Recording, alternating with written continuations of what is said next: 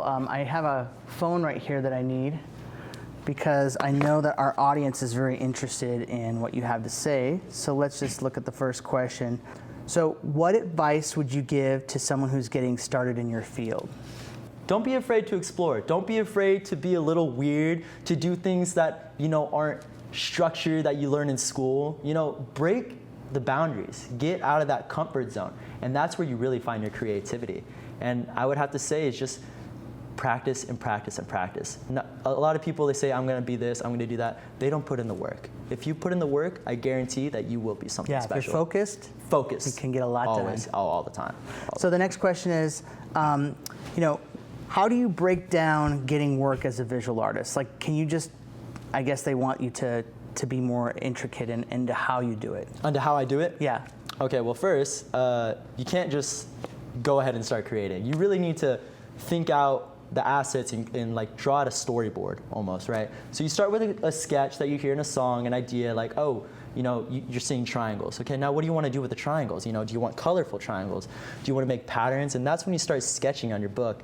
And when you really have a cool idea, right, you got to create assets on what's the tone and delivery that you want in your visual. Most people think, I'm just creating a visual. There's a message in each one I'm doing. And that's when it's a lot easier to create art, when there's a meaning behind it. Otherwise, you're just creating nonsense. Do you have like certain themes that you keep? I do have certain themes. And what are they? Yeah. Love, heartbreaks. Those like really fuel your art. Definitely what you're feeling, you're high on life. How are you feeling your joy? That's when it's like more upbeat, more engaging, right? When you're heartbreak, it's a little slower, a little bit more emotional, right? And that's when you use different kind of colors.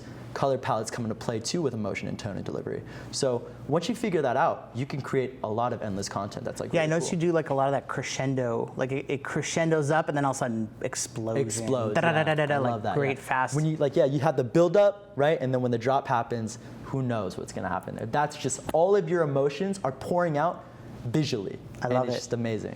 All right, so the next question is, what is your definition of success? My definition of success is a bit different than what most people think. I used to, when I was young, I was just like, oh, I want a yacht. I want money. I want to be the guy. I want to be the spotlight, which is fun, don't get me wrong.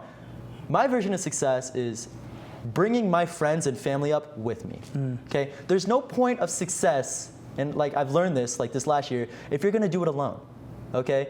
I would love to give the opportunity to my friends and family, like jobs and like cool events that they could go to. That way, when I'm at the cookout, I'm with all my homies and friends, I'm not alone. I have everyone there in my social circle, like everyone's just happy, the energy's great. That's my version of success. If I make or break it, at least I know I'll have friends, and that's what matters to me. No, that's great, that's great.